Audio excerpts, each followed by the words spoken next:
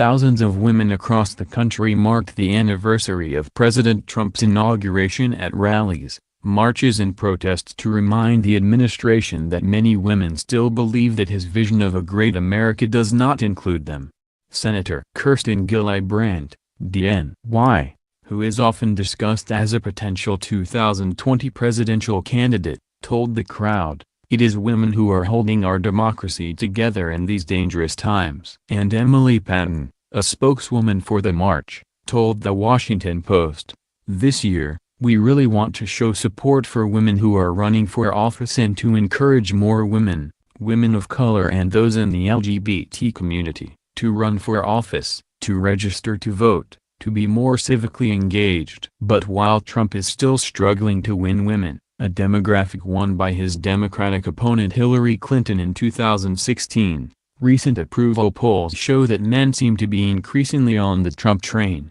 Most men, 52%, voted for Trump in the presidential election, according to exit polls. Some found his strongman image attractive and supported him pushing back against what his supporters call political correctness in a cultural climate that is becoming increasingly vocal about the impact of patriarchy. As critics of Trump continue to vocalize their belief that his policies disadvantage women, some men's support of him grows. A recent CNN poll revealed that Trump's approval rating among men had improved 8 points. Nearly half, 49%, of American men approve of the job Trump is doing. And in a cumulative analysis of more than 600,000 SurveyMonkey interviews about Trump's job performance, some of Trump's better numbers are with men.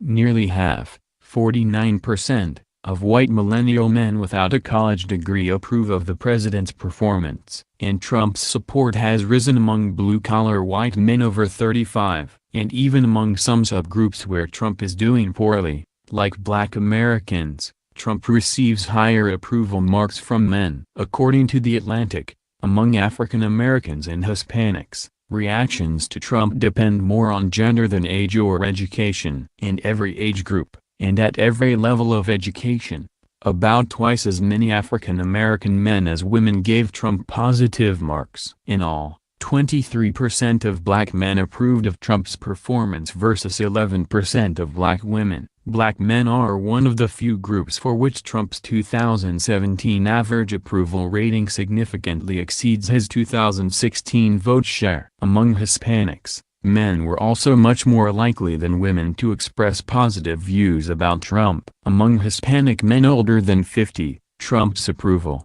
strikingly, exceeded 40%. Conservative commentator Charlie Sykes told The Fix that quite a few men feel as if Trump is speaking for their concerns in a world where few are.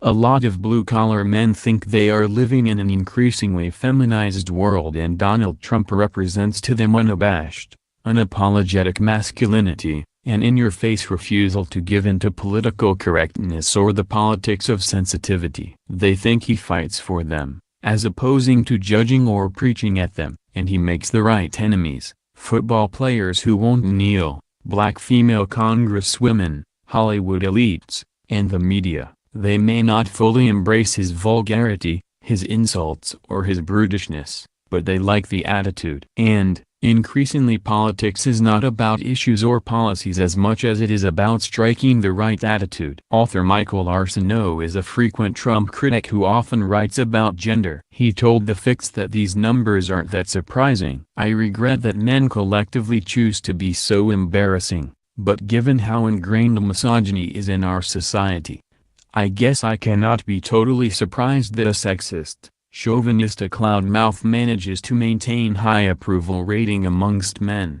Despite all signs to the contrary, Trump projects strength because men are trained to believe the sort of bravado and machismo Trump often projects is a sign of strength and leadership. It is, as he would put it, sad. But while Trump may be experiencing some encouraging numbers with men, his team may have to ask themselves if it is worth losing women. Republican National Committee Chair Ronna McDaniel recently presented the White House staff with a memo showing how poorly the party is doing with women voters.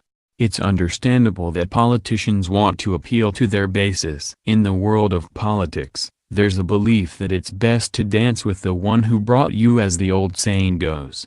And it is men who helped get Trump to the White House. But in a country that is increasingly looking to its political leaders to be a part of the fight for the respect of women, relying on a voting bloc that jumped on the Trump train in part because of its traditional views of gender could see that train forced to leave Washington, women are energized in ways that they weren't in 2016, and that does not appear to be changing anytime soon.